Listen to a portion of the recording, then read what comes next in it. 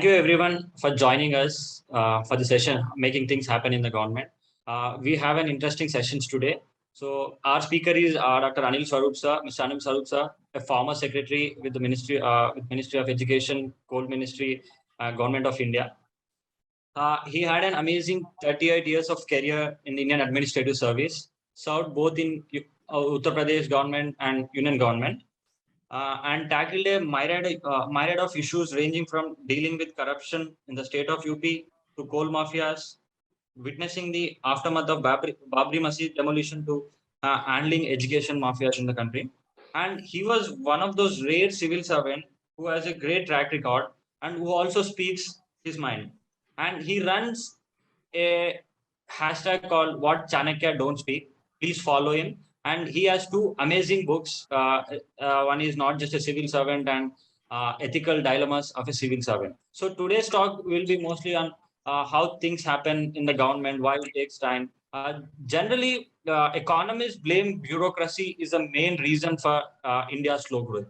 So Sa will be walking us through different dimensions of the policy making, how things and everything happens at the government. So we are privileged to have you, sir. Over to you. A very good afternoon to all of you. I have a small request to make of you. I am not a professional speaker, so I find it difficult to speak to a laptop.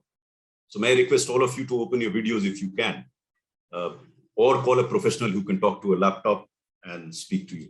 So may I see your faces before I continue?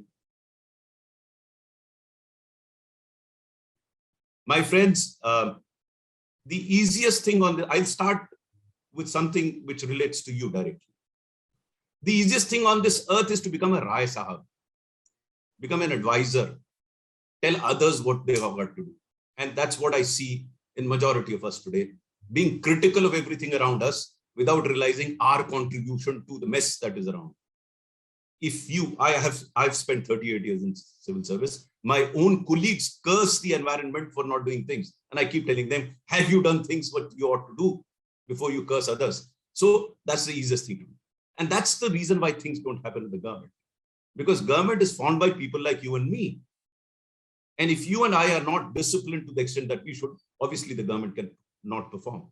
But in order to make things happen, and the topic that I would like to discuss with you is whether you are inside the government or outside the government, you will have at some point in time some association with the government. In that case, well, inside the government and outside the government, how do you move things? And my inspiration comes from those civil servants and outsiders who have made things happen despite the problems that we see.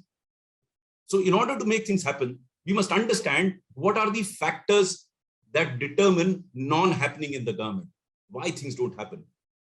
In fact, this would apply to anything in life. If you want to find a solution to a problem, you don't have to really scratch the surface. You have to go deep down to understand why of that problem. And once you do that, the chances of finding solution are much more. So what is the context in which government system works? The fundamental issue here is that for any problem in this country, and there are many such problems, almost everyone seems to be having a solution. There is no dearth of ideas in this country. You ask for an idea regarding handling of COVID, you walk down the street, almost everyone will tell you what should have been done. The real issue is, it's not what should have been done. The question is whether that idea, and listen to this carefully, is politically acceptable, socially desirable, technologically feasible, financially viable, administratively doable, judicially tenable, and emotionally relatable. Now, let me explain these aspects to you. The idea of telling you these limitations of making things happen in the government is not to dissuade anybody from making things happen. The idea is to make you understand that you have to wade through these problems in order to find a solution to an issue. Now, political acceptability. Unless the politicians who are in charge in a democracy agrees with an idea, a policy will never be formulated. Take, for example, I'm not giving a personal view on this issue. There can be huge debate on reservation in this country. And probably, if there's a referendum held in the country, the vote will be against reservation because majority are non-reserved category. They will say no, there should be no reservation. But do you think any political party in this country will be in a political position to take a view that there should be any reservation? I'm not saying whether reservation is right or wrong. I'm not passing a value judgment. I'm merely saying that the idea of not having reservation is today, rightly or wrongly, politically unacceptable. It will not happen. So there's no point in wasting your time on that.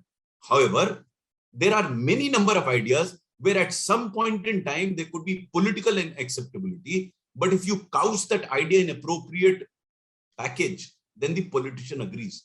Say, for example, in 19th century, there may have been this position of widow remarriage or sati acceptable in the society, but gradually it came to be acceptable and the legislation was passed. There are many legislations that are initially not acceptable. Look at goods and services tax. To begin with, there was resistance to this, but it gradually became politically acceptable right through, and we had that legislation going. So it's not that if there is an immediate non-acceptance of an idea politically, it can't be gone through. The challenge is, how do you package that? I'll give you a different example from my own personal experience. I was education secretary, and I don't know how many of you heard it. In 2018, there was a CBSE paper leak that happened. And my minister wanted to dump the chairman CBSE.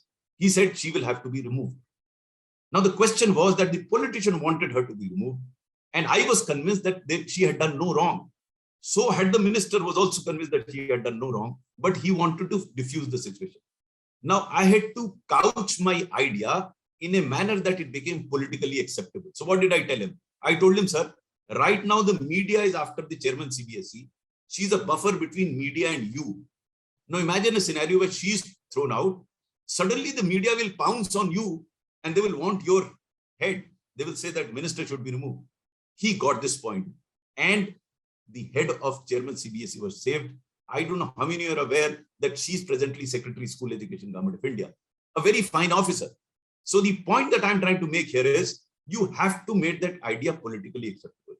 The second is whether your idea is socially desirable. This also is very important. None of you would have been born when emergency was in force in India in 1975 to 77. We had a plan called family planning. Have you heard of this family planning? Anyone of you? Can I see some shakes of it? You've heard of it? Okay. So this family planning was politically desirable, politically acceptable. You know, politicians took a decision that we'll have family planning, but it was not socially desirable. Consequently, the government fell on that issue. They lost the elections on that issue. So the scheme or idea has not only to be politically acceptable, it has to be socially desirable. I'm giving you one example, but there can be many more examples of this, because if I give you more examples, I'll run out of time. The third is it has to be technologically viable or technologically feasible. Now, what do I mean by that? You know, we all may have an idea, but the related technology may not be available in India. When I took over as school education secretary, we were short of teachers in India. So there were some advisors, as there are Rai Sahabs, who came and told me, sir, why do you worry? Why don't you webcast it centrally and let it be received at all the schools? That stupid fellow did not know that at that point in time, all our government schools were not internet savvy or connected. Now, if you don't have, now it's a possibility, but at that point in time, it was not possible. Now, technology can evolve and become available, but at the point in time when you have that idea, you must look at the feasibility of technology. That's important.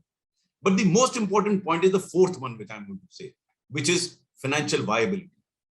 हमारी तरफ UP में कहते हैं, I don't know how many of you are from UP, हमारी तरफ कहते हैं जेब में नहीं पत्ता चल दिए Calcutta. You know, unless you have money to back your idea, do you think idea will travel any distance? You can have a great idea. Again, I don't know whether you remember, earlier there used to be a separate railway ministry in Government of India. And in every budget of railways, they used to announce railway lines for which there was no money available. So those lines never came. They were just ideas. Same is the case with the new education policy that was announced very recently. It's probably one of the finest documents that I've come across, touches upon all the issues related to education in this country. It's a wonderful document. But where is the money? The policy says that you require 6% of the GDP to implement those ideas that are given in the policy. I don't know how much you are aware that till now, since independence, the highest allocation to education has been 3.1% of the GDP. Ironically, in the past few years, the allocation for education has been coming down in real terms. I know of school education for sure, it has been coming down. So it's a tragedy that we have such wonderful ideas in national education policy, but we don't have the money. Now, not having money can be a hindrance, but you can overcome that hindrance. How do you do that? Oh, this is very important, not merely in the context of government, in your own context also. Because at no point in time, any organization or any individual can say that I have sufficient money to implement all the ideas that I have. I don't know anyone sitting here is rich enough to implement whatever that comes to mind without requisite amount of money, but you can make it happen. How? And same applies to education policy also. When you have shortage of money, you prioritize. You say, this idea can be taken care of with the money that I have. The second idea I will take up once the first idea is through. I don't have the money right now. So you prioritize when you have shortage of money. In education policy, there's no prioritization. Consequently, you don't really know where do you start. However, if you know to prioritize well, then you will be able to demonstrate the efficacy of your idea. And the chances are then money will come to you once you demonstrate that efficacy. So it's not a question of not having money at all. The question of how you utilize the money, thereby having more money. I'll give you again an example from my own experience. I was doing this scheme called Rashtriya Swasthya Bima Yojana, a national health insurance scheme for the poorest of the poor, which has now morphed into Ayushman Bharat. I don't know whether you've heard of this or not. It is for the poorest of the poor. When we started this scheme, we didn't have sufficient money. So we said, okay, we will not implement the scheme in the entire country. We'll take it up in a few districts. When we did it in few districts, the scheme was such a big hit that I remember after 2 years of this implementation of the scheme, I used to get a call from Joint Secretary Budget in Ministry of Finance asking me, how much money do you want for this scheme? And I used to get that money. I used to make that. But in the beginning, I didn't have the money. So the point that I'm trying to make here is, you must be aware of the financial constraints within which you work, demonstrate the efficacy of that idea, and then once you've done this, खुदी cooker बुलंद इतना कि हर तकदीर से पहले खुदा बंदे से खुद पूछे बता तेरी रजा क्या है. Once you've demonstrated the efficacy, then people will come to you with the money to do it. If you happen to read my book, Ethical Dilemmas of a Civil Servant, there are a number of such examples where, to begin with, in implementation of idea, the available money was not so much. But once the idea got moving, then you had the money backing it. It happens with a number of startups. You're all youngsters. Some of you would be setting up a startup. In the beginning, you would not have money. You just an idea. What is in a startup? Startup, nothing has happened. So you have an idea. You market that idea. You sell that idea. You demonstrate that idea is workable. So whereas you don't have the money to begin with, but you get the money because your idea is good and you are able to demonstrate its implementability. Then the next point is administrative doability. Meaning thereby, do you have the human resource to run that idea in government? More often than not, even in cases where there is political desirability, political acceptability, social desirability, technological feasibility, financial viability, everyone is there, thing is there, but the human resource is missing. Again, I go back to the education policy, which has some excellent provisions. In some cases, there's money also available.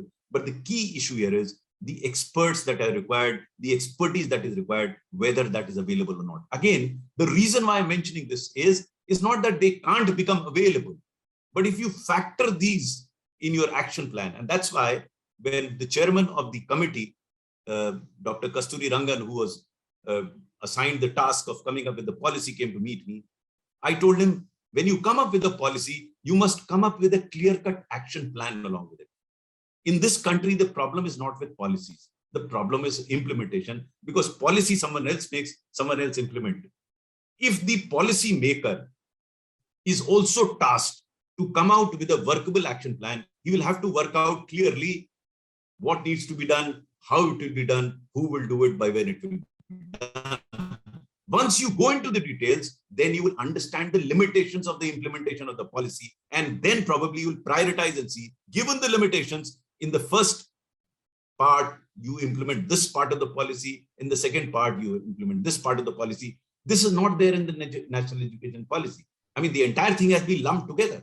There could have been prioritization. So you have to have human resource. Then, of course, judicial tenability. Now, that's the most difficult part in the 38 years of my career. I think this is one aspect which I didn't know ki judicial oont kis karvat baithega.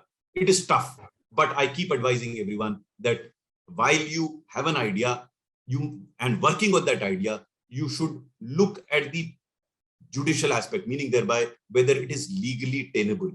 Don't violate a law, an existing law, whether it is a legislation or a constitution or a rule. If you do that, then the idea will not be implemented. It's on occasions difficult, but keep that in mind. And finally, the seventh dimension I added at the time of farms bills. When these farms bills came to be legislated in India, I had been associated with them long ago, and I felt they were beneficial to the farmer. Unfortunately, they had to be withdrawn. Why? Because though the laws were politically acceptable, socially desirable, technologically feasible, financially viable, judicially tenable, administratively doable, the stakeholders were not taken into confidence. So when this law came up, the stakeholders thought that it is against them.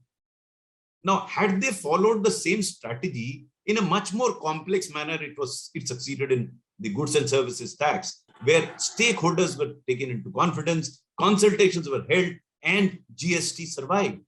In farmers' legislation, you might be aware that the bill was pushed through in the Rajya Sabha, giving an impression that there was something wrong with the bill. So consequently, the bill fell through. Now, this is what I said about making things happen in the government.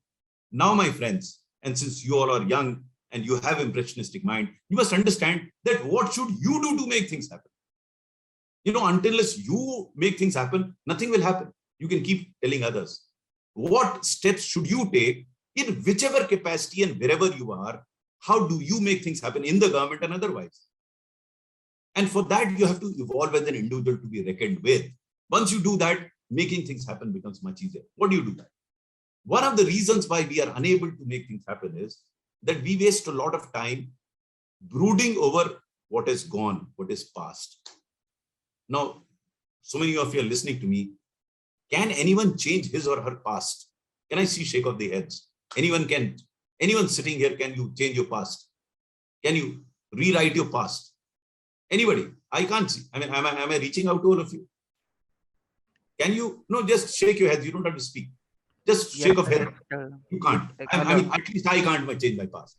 Past is dead and gone. But you also reflect on the time that you spend on your past. Isn't that a waste of time? You brood over the past. You live in the past. Now we are doing it nationally. Nationally, we are living in the past. We are trying to change the past. We are trying to change the history. The only lesson or utility of the past is to learn from the past and not commit the same mistakes. Beyond it, nothing else. And future, you don't know when it's going to come. We dream. I keep telling everyone, yes, you can and should dream. There's no harm in dreaming. But if you don't have your feet firmly on the ground, then your dreams will just remain dreams. And hence, the feeling of the present is very important. My friends, if you start enjoying the moments that you are in, I'll tell you, you will be able to complete your journey. The issue is that we are so obsessed with the final outcome. If we belong to a country where we should believe in karmanyavadikaraste ma phaleshu kadachana, but we don't actually believe in it. We speak it. If you believe in it, you will not be hassled about results. You will not be so obsessed with results. You will be obsessed with your karma, what you got to do now. In the beginning of this session, why was I getting angry? Because I was wondering what's going on. I was wondering, why aren't these youngsters who are the future of this country concerned about themselves? I have played my innings. I have retired. You have a future ahead of you. But if you don't build the present, if you don't discipline yourself now, then the chances are that you'll find it difficult in future. I mean, I've seen sufficient world to believe that those that are not disciplined find it difficult later on to either become disciplined or succeed in life. And hence it's important to start enjoying the present. Second, sometimes, I don't know how many of you, I, of course, went through that crisis of confidence. We are on many occasions low on confidence. And if you analyze it, you'll find you are low on confidence on account of fear of failure. गलती ना हो जाए, without realizing that almost everyone on this earth has committed mistakes, and the best of people in the world have had failures. I've yet to come across an individual who hasn't had failures. But the fear of failure is worse than the failure itself. And since we are fearful of the failure, we don't take risks, we don't move, we don't do things. And that is one of the major causes of loss of confidence. Now, if you realize this fact that everyone on this earth has had committed mistakes and have had failures, and you making mistakes is nothing unusual, then that will give you enormous amount of confidence. But we don't do that. Try and do that, it will help. It helped me. It helped me over a period of time. Let me give you example from my own life. I had just done my class 12 and I had physics, chemistry, maths as my subjects and switched over to humanities. And I could not speak or write 2 sentences properly in English or Hindi. Hindi was my mother tongue and English was something which I was trying to learn. I couldn't do that. I made an effort, started improving it, and then I became a debater, represented my university in a competition. And I come back to IITs because my association with IITs has been a very, very long one. So there was a National Cultural Festival at IIT Kanpur. At that point in time, IIT Gandhinagar did not exist. IIT Kanpur, IIT Delhi, IIT Mumbai, these were the 3 IITs at that point in time. This is 1976. So I went there to participate in the debating competition. One day before the competition, there was a music competition. And I thought I was a good singer also. How many of you sing? None. I can't. Oh, wonderful. Oh, wonderful, wonderful. Of course, all of us sing. We may not be raising a hand. Some sing inside the bathroom, some sing outside the bathroom. But I thought I was a reasonably good singer. So I, without any preparation, I participated in the music competition. I can't forget that day. I was booed out by 1,000 students of IIT Kanpur and the invitees. They just booed me out because I picked up the wrong note and they thought I didn't know how to sing. They just booed me out. I was totally shattered. Probably the biggest failure of my life in front of everyone. All of us fail, quietly, not in front of 1,000 people.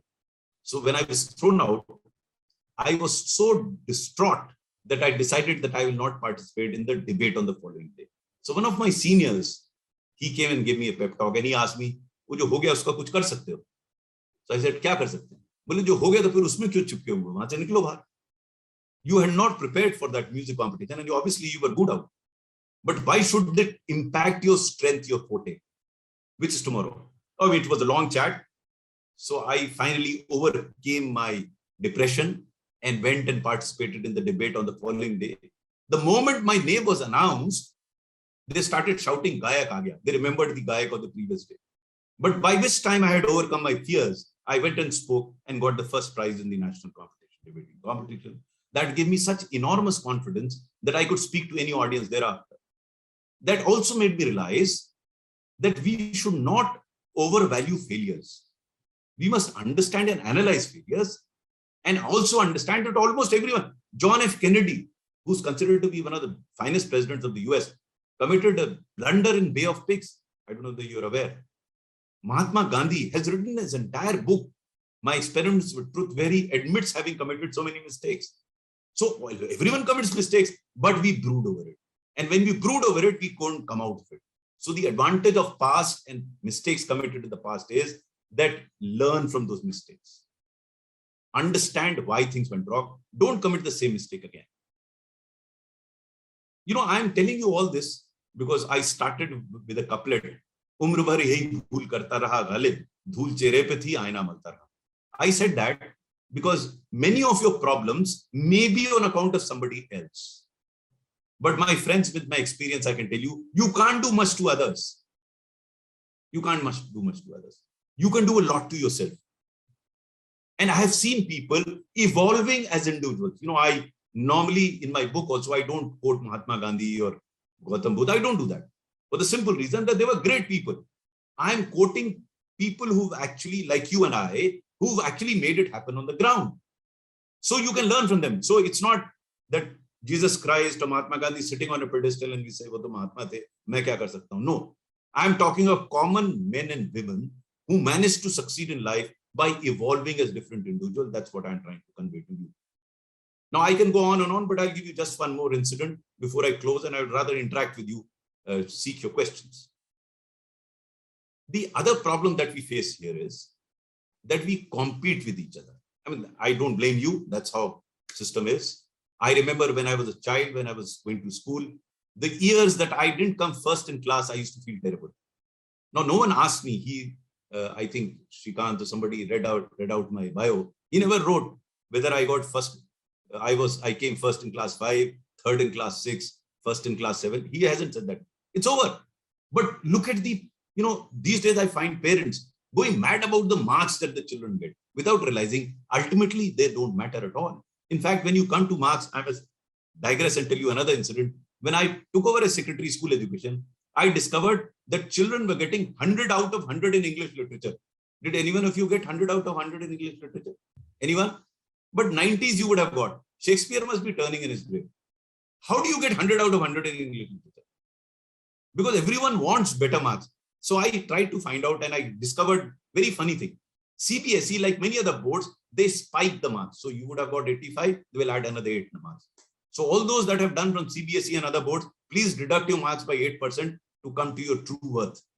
So I thought, why is it happening? I asked these people. They said, sir, why do you want to know, sir? Everyone is happy. The teacher is happy. The child is happy. The principal is happy. The parents are, everyone is happy.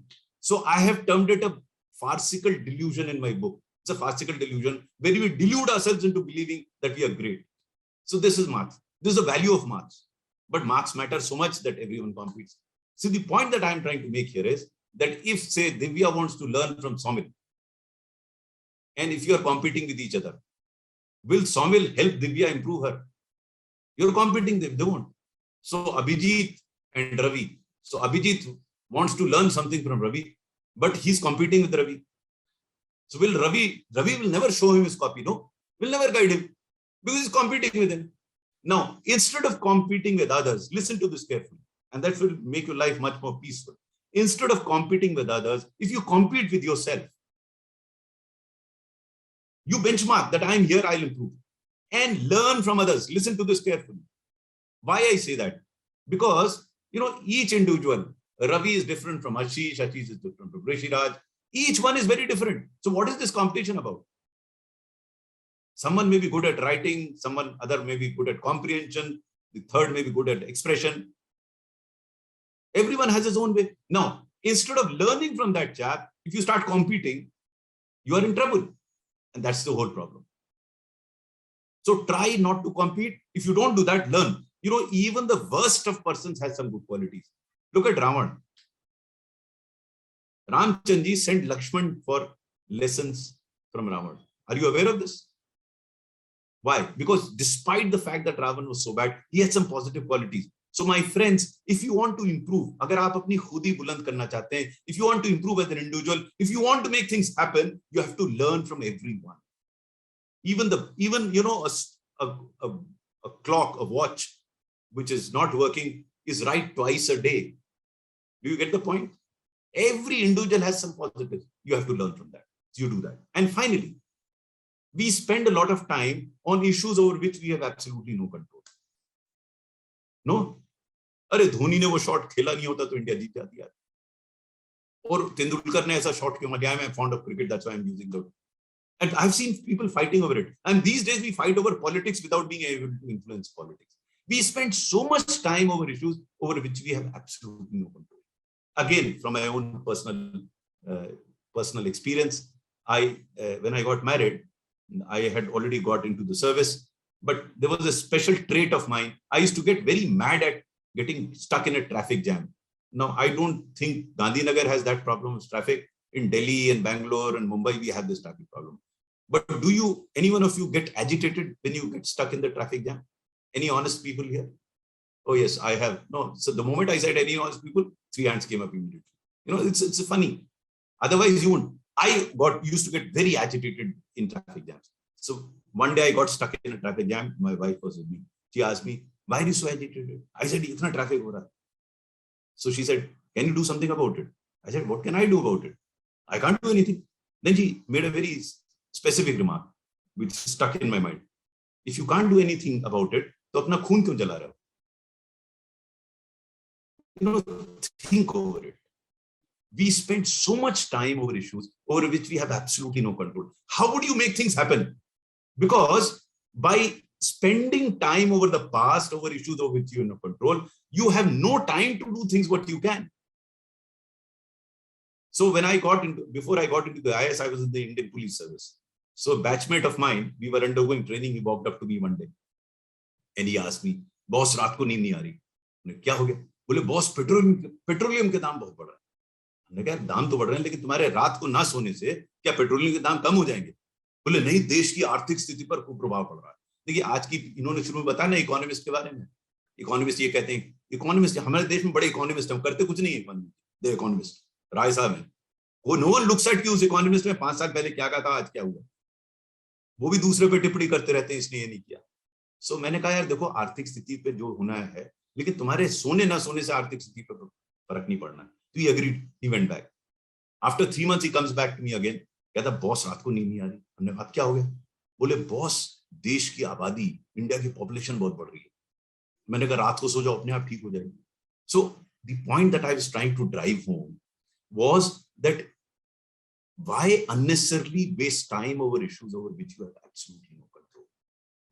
You know, I will conclude by a quote from an American monk by the name of Reinhold Niebuhr. He said, "Lord, grant me the serenity to accept things I cannot change, courage to change things that I can, and the wisdom to understand the difference between them." Friends, I'll conclude here. We have some time left. I'd like to interact with you. So if you have any questions, you can shoot those questions. Thank you. Any questions, please unmute yourself and ask. Sir, really, that was awesome, and we really learned something. Indeed. Questions? Yeah, Can please. Yes, Robin. Please go ahead. You know, I would suggest that you raise your hands electronically and name will be called out and then you speak up. Yes, Samil, go ahead. Sure. Sir, you touched upon, really appreciate. Thank you for spending out an hour or so. You touched upon the discipline part, forgetting past and forgetting mistakes, working kind of energy stabilization part. A question, sir, I've heard this is my interaction with people, that the moment you go up in ladder, let's say the assistant manager, the manager to secretary, joint secretary, chief secretary, and or the minister level till the top, I think your kind of work balance, the kind of work you do, the amount of energy you put increases. Definitely, is it true? No, it depends on individuals. You know, I I had a very interesting career. People thought I was a hard worker, which I wasn't actually. I was different in the sense that I did not like working very, very hard. But what I did was I found people who could do good work. And I used to trust them. I used to delegate it to them. And I was Secretary Government of India for 4 years. And probably I was the only secretary that left the office at 6 o'clock every day. I was happy, my team was happy. And I tell this to my colleagues, you don't have to do everything yourself. As you go up the ladder, I think your attitude matters phenomenally. It depends on the trust that you bestow in your team. I was fortunate to have team. You know, I handled the worst ever coal crisis that you can think of this country had faced. In the first 2 months, I didn't go home on most of the occasions. I spent nights in the office. But after 3 months, I had all the time in the world. In fact, after 2 years, when coal situation became very comfortable, I went to the PMO and told them, please wind up this ministry. I had only about 45 minutes of work in the office. So I believed in creating systems and creating teams who could take on, and I made myself redundant in most of the jobs that I had. That was my objective. So I used to work very hard in the beginning, for the first 2-3 months. I used to assess individuals, groups, then assign them tasks, support them. They knew I would support them. I would stand by them. If you read my book, there are many such instances. I developed a reputation for standing by my officers. That really helped me because my officers stuck their neck out. Even now, 4 years after retirement, if I write any message to anyone, I have a assured response within a few hours from any one of them. That helped. So you create that environment. I think the job of a leader is of creating. And that is why I'm sorry to say that all this debate about expertise, I throw it out of the window. You don't have to be an expert in all things. You don't have to be. The only expertise that you have is that your attitude should be such that you become an accomplished leader.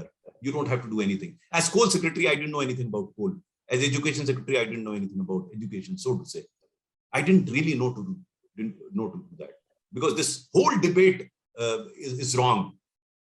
whether it's private sector or government sector, the more you go up the ladder, the only thing that you require is something else. You require to manage women and men, not do things yourself.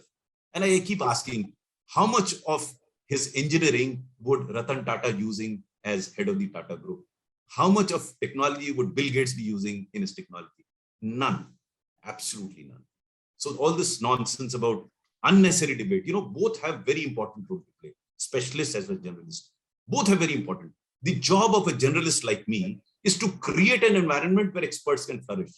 To give you an example, as coal secretary, my job was not to dig coal and find machines and best of machines in the world to dig coal. That was not my job. My job was to see that what Chairman Coal India or his team could not do, with state governments, I could liaise with them and get clearances. We got the highest ever clearances. We had record coal production because we defined the roles very clearly. So that's very important.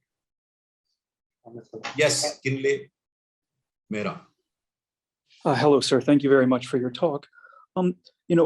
During your talk, you kind of, gave us some good insights on, how to almost, go against human nature of, not spending too much time on the past, not worrying about things that, one has to, what one doesn't have control over.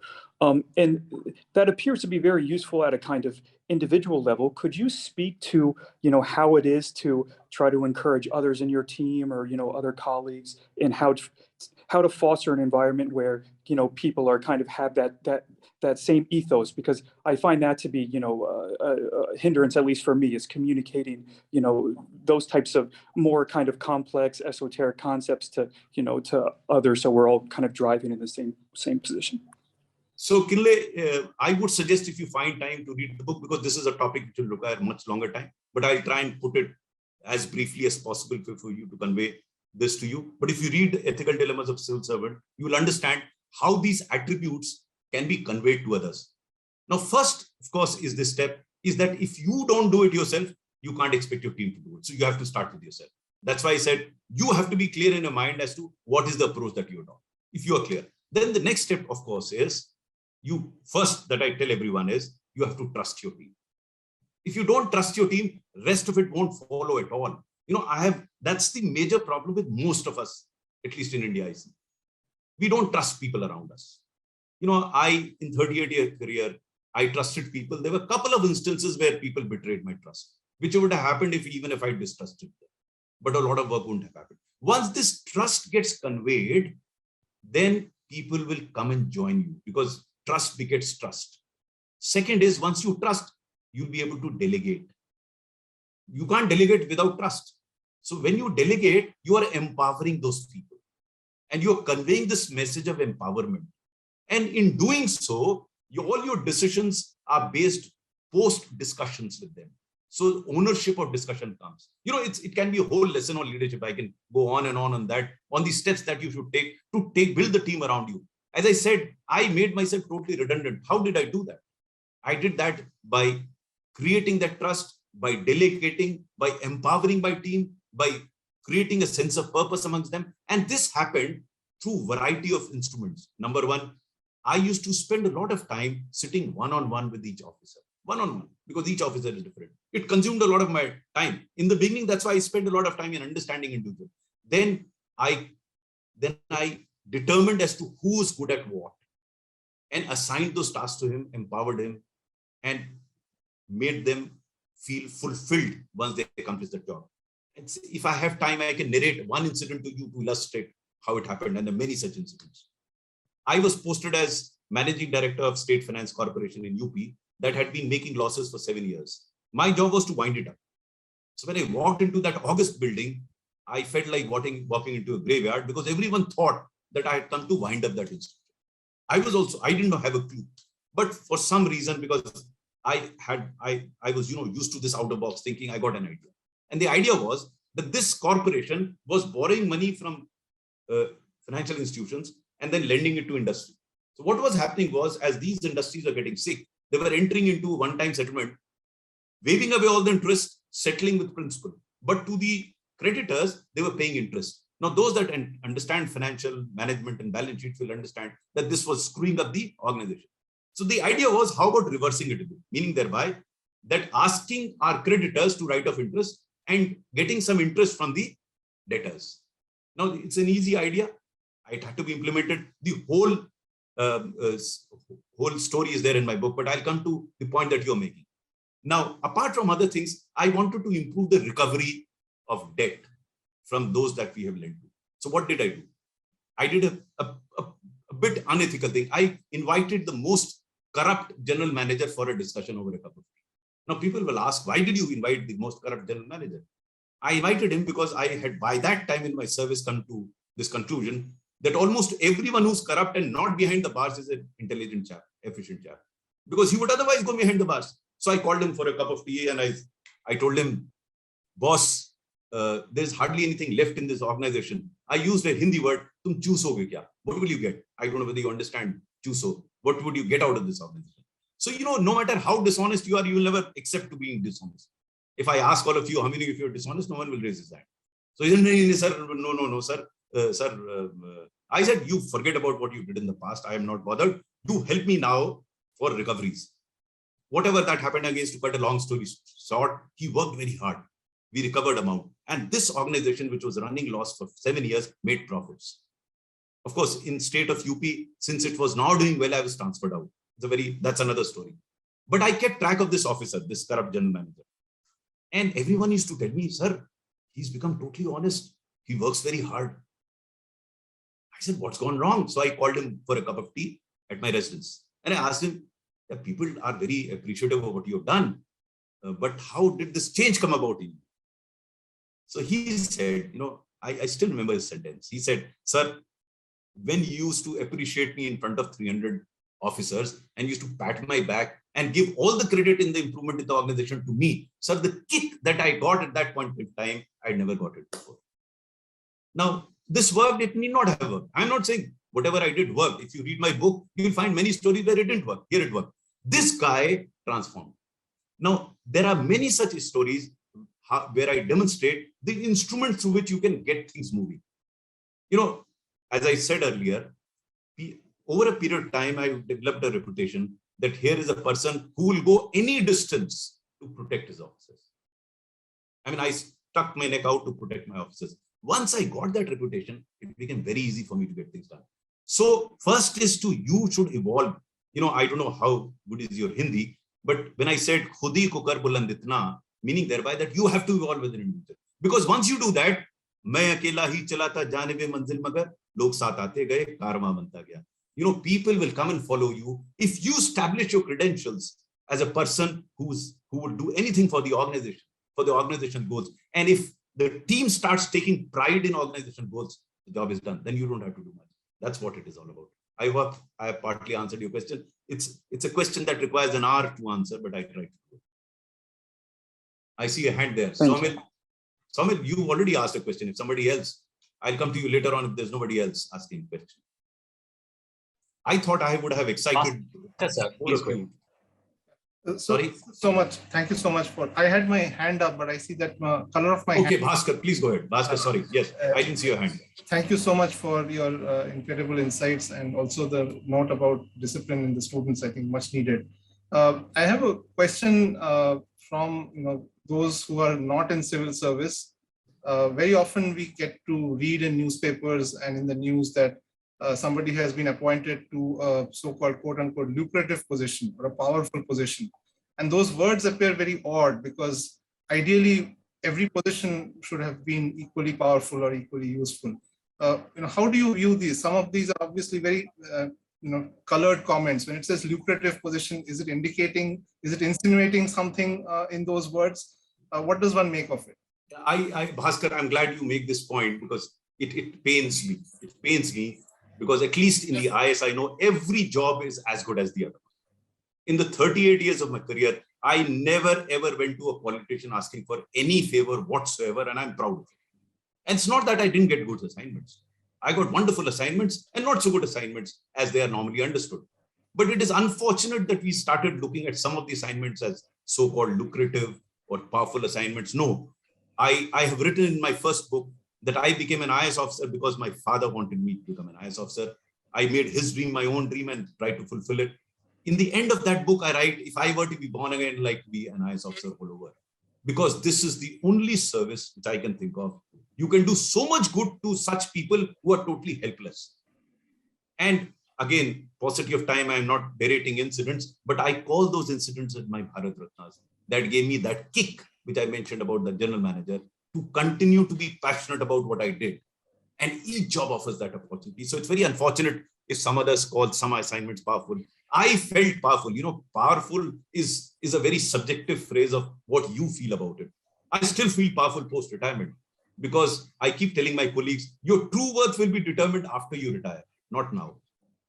And I have discovered my true worth, both financially, I thought government was shortchanging me, and otherwise, I'm now what I am as Anil Swarup, not as Secretary Government of India.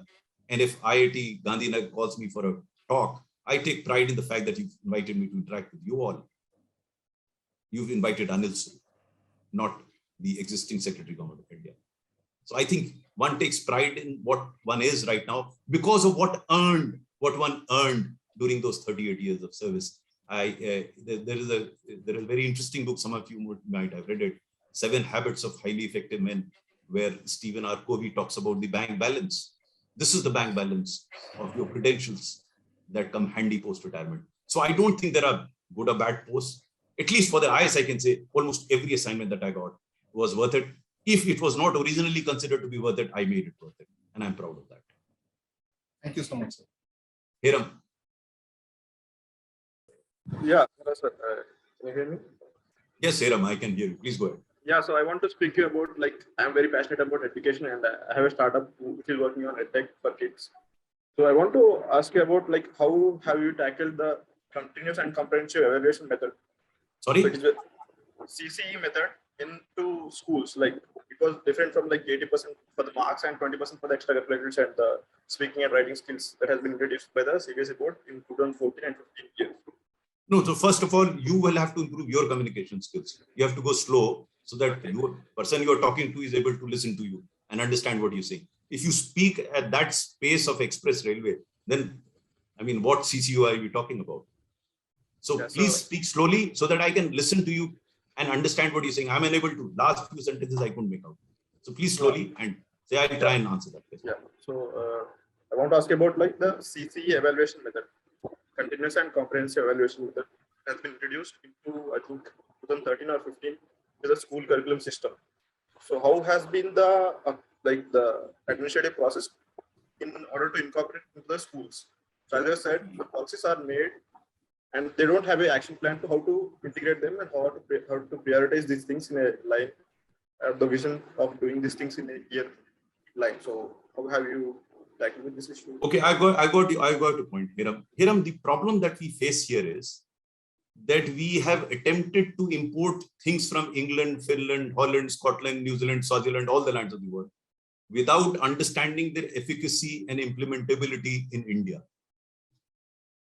Now we are talking of CCU when we don't have teachers in the schools. So I have to prioritize and see whether I can get the teachers.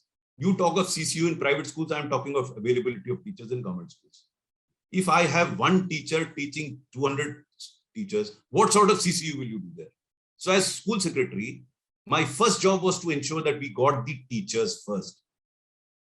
You know, I am not disagreeing with what you're saying, but we like talking about big things like CCU, which was so prevalent in Finland. The context is totally different. In the motherland that I saw, and I traveled to 24 states, I saw a different context altogether. And the problems, as I said in the beginning, we have to prioritize what we want to do. So if I talk about CCU without any teachers there, it will be a very academic discussion by those that have not seen the ground reality, and talk of CCU for about 10 to 15% of schools in this country. 85% cannot implement CCU at this point in time because the fundamentals are missing. So many people disagree with that.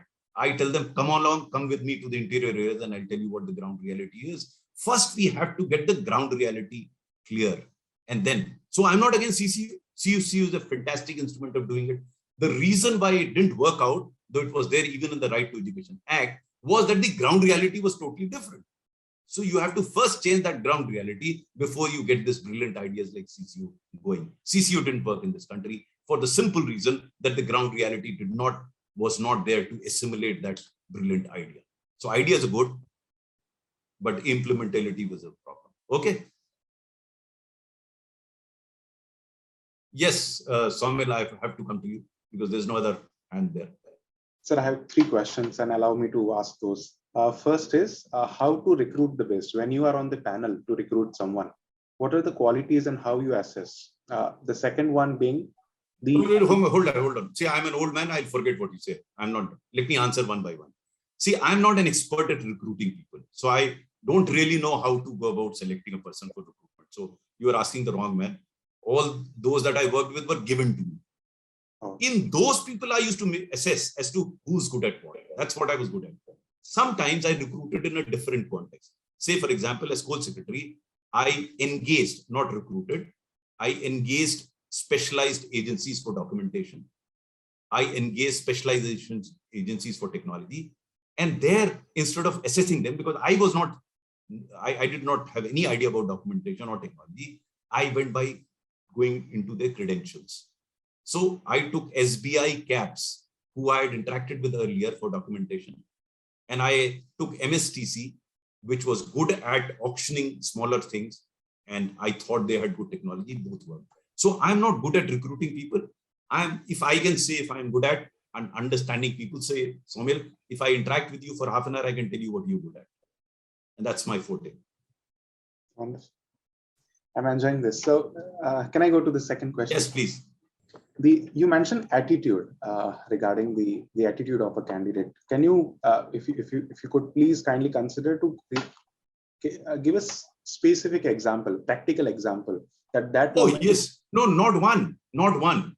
As I said, go through my book and you'll understand the attitude part. The reason is very simple. You know, I'm a great believer that expertise can be outsourced, attitude cannot be outsourced. So today we have tools to assess the leadership qualities in an individual. Many ways. If 4 of you sit in a group discussion and I'll give you a topic to discuss, at the end of it, I will be able to discern which of the 4 of you has better leadership qualities than the other. It is how you converse, how you interact, how you listen, how you behave, your body language, through which I'll be able to make out that this person has leadership qualities. In half an hour of group discussion, I'll be able to say. So those are the attributes one looks at to see who's a better leader. There are other instruments available. I may not have used them, but group discussion is a technique which I have used to assess the value of an individual in a particular context. Or even in a conversation, I will raise those questions, ask them, give you situations, how do you respond to that situation? To discuss the integrity, that can be done. It takes a bit of time, but in a conversation, you can find out. You can do that. Thank you, sir. The last question and the important for me and the students here at IIT Gandhinagar, how do you handle the passion part? The hobby becomes passion becomes the work environment. I'll tell you. I'm so glad you raised this question because this is very important. Versus the salary part. So salary will come to salary because in government the salary is predetermined, so you can't do much about it. But passion is something you become passionate about an issue because when you see a value in that activity. If you don't see value, you won't ever become. Now, what is that value you're looking at? Each individual looks at different values. Some will look at what is the money in it for me. That's a value. The other is what is the sense of satisfaction that I derive out of doing what I do. It may not have any money. So if you can relate, like in the case of general manager, I just suggested to him, try this. And he tried, and though he was not making money, he felt kicked about what he was doing. Okay. So that became his passion then. Then that grows. Like corruption grows, honesty also grows. You start enjoying it. Say, I'll give you a totally different example. Some of us are very fond of masala, meaning thereby that we talk negatively about others. And it grows on you. The more you criticize others, the more kick you get. There are others who enjoy appreciating others. So in Ramayana, there is a saying, Jo pave vahi jane. Meaning thereby, if I make you realize the necessity, importance, and utility of what I am trying to tell you, the job is done. Because then you start doing what I am asking you to do. And you treat it as a proposition which is helpful to you. Now, that is what a leader has to do. He has to create an environment where people feel benefited It need not necessarily be financially benefited. It could be emotional benefited, psychological benefited, some sense of satisfaction. I mean, it's this Maslow's, hierarchy of needs. You have to go through that, and you understand that the moment you do that, and most of my job in 38 years was doing precisely this, trying to convey to team members how fulfilling would it be for them to do what I'm telling them to do. The moment I succeeded in that, my job was done. Then I didn't do. A large number of them are still in touch with me. I run a foundation, and I'll request all of you to go to that portal, Nexus of Good. Many of them are associated even today voluntarily trying to do that because they get a kick out of appreciating good work. Okay. Really, Right. thank you, sir.